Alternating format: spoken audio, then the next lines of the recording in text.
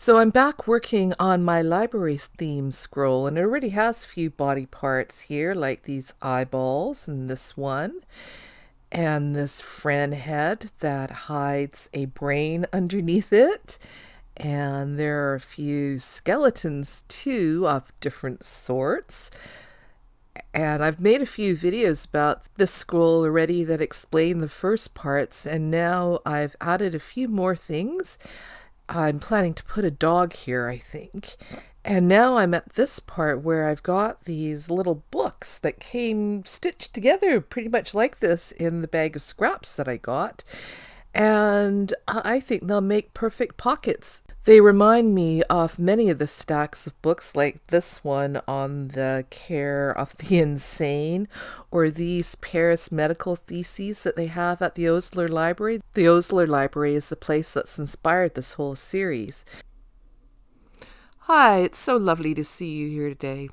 And now I'm going to turn those books into pockets and tuck some little body parts inside them. So let's see. I'm going to draw a few of those first to just sort of think about how I want to make them. And I'm starting out with an anatomical heart with these small blood vessels on the front and bigger ones on coming out of the top. But just simple shapes, combining them together to create the look that I want. And then I'm also going to do a pair of lungs, maybe. I'm not sure. I'm just drawing out several different organs here, and as I go along, I will decide which ones I'm actually going to use. So there are the lungs. This one is a stomach with two openings, one for the stuff that's coming in and one for the digested stuff that's going out. A liver, let's think about a bone perhaps, and a tooth complete with roots. And I'm going to start out with the heart, the anatomical heart. I've already got these pink and reddish color bits of cloth on my desk here because I was planning to use them for another project, and I think this one here, perfect color for the heart. And I've got this rather psychedelic piece of craft felt that I'm going to use for the backing, and I'm starting out by just cutting out a basic blob. And if you watch my video where I did the slow stitch strawberries, this is actually quite a similar shape and color. And now I'm going to cut out that same shape out of the craft felt, and if you're paying attention, you might have noticed a bit of a problem. I'm pretty pleased that it fits. It's going to fit into my book, but I actually wanted the colored part of the felt to be at the back. Fortunately, I can turn that blob around and then trim off some of those extra bits hanging over the edge on either side, since I'm not really tied to the actual shape, just want it to be a bit blob-like. Now I'm going to give that another try, and this time I cut out the felt first for my lungs, and then use the felt piece to cut out the cotton cloth here, and let's see how that goes. Again, I think that this is a really good piece of cloth to use for lungs there. That piece of cloth that I have there reminds me very much of lungs. But I still had a bit of a problem, and I decided to solve that by using markers. Blue for the vein and red for the artery. What do you think? Do you think it's starting to look heart-like? Here's a heart diagram that appears in an old Japanese anatomy textbook. What do you think? Do you think they look similar?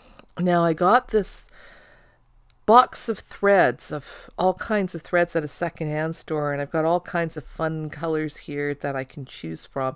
And I'm going to choose some blues and reds for my heart and lungs there. And because I bought them at the secondhand store, they've all been cut to short lengths, which can be a good thing or a bad thing depending on how you look at it. I tend to sometimes cut my threads very long. So maybe it's a good thing to keep my thread shorter. I also came across this fun stuff in my desk drawer. It's scented thread wax. This one is grapefruit scented. It's a lot of fun to use. Why do you need to wax your threads? Well, if you ever have to use a really, really long length of thread, like when you're bookbinding or if you're creating a hand-bound buttonhole, Waxing your thread can actually stop it from getting tangled. It also helps to prevent the paper tearing if in the case of bookbinding. You don't need this fancy stuff. You can just use a piece of beeswax or even just regular old candle and just run your thread through it a few times. I learned that you would also iron your thread so that the wax melts into the thread, but I'm not going to do that here.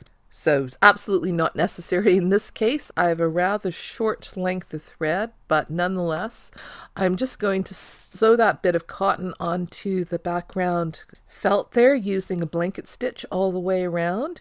And then I decided that I didn't like the way that the markers looked on those blood vessels, so I decided to cover them up with little bits of cloth. And now, doesn't this piece of cloth look like blood vessels? I think it does. So I cut out the teeniest, tiniest little pieces of cloth, and yes, I did sew all the way around those to attach them on there.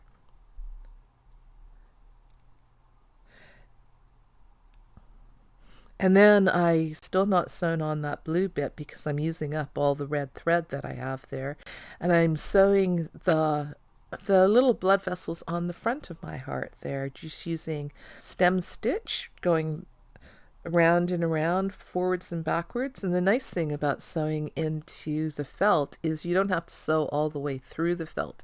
Even though I don't really mind if here and there it goes all the way to the back, you can just sew into the surface of the felt, and that keeps things rather secured. And I'm really liking the way this heart is turning out. It's quite satisfying. And there's my finished heart. What do you think? Do you think it looks like a heart? Maybe, maybe not. Doesn't really matter. So let's talk about realism and accuracy in medical illustrations. So here's my pocket medical dictionary from back when I was a university student in the 1980s. Doesn't everybody have a pocket medical dictionary? Here's what medical illustrations looked at that time. No doubt things have progressed in the last, I don't know, 40 years or so. We have all kinds of scans and 3D modeling, but this is what people thought that the inside of the human body looked like when I was going to university. However, in the past, things didn't exactly look like. And here's an example of an old Japanese medical illustration that follows the dissection of a human prisoner. It's a little bit gory there. They have that decapitated head overseeing the dissection here. And here's another example. Now, these two drawings are both from different copies of the same book. Now, the original book had been written way back in the 1200s, and had been copied and copied and recopied till I'm sure the people that did these two drawings had never seen the inside of a human body, but they were just copying what they thought they could see in the copies of the copies of the copies that they were copying. And this one is from a very famous medical textbook, and it's printed so all the copies have exactly the same illustrations. The author of this book got his start by grave robbing. I wonder what medical illustrations will look like in the future.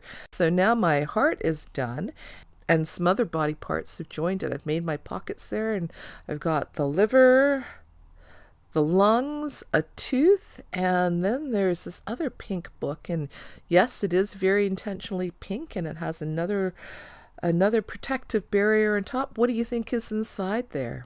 I remember going to sex ed classes when I was a kid, and the girls got pink books and the boys got blue books. And yes, that is what you think inside there. I felt like I had to include this on just before Halloween, but there's much more to the story, and there will be another episode where I explain what this is all about and give you the rest of the story. But that's it for today. Thanks a lot for watching, as always, and I hope to see you again really soon. Bye for now.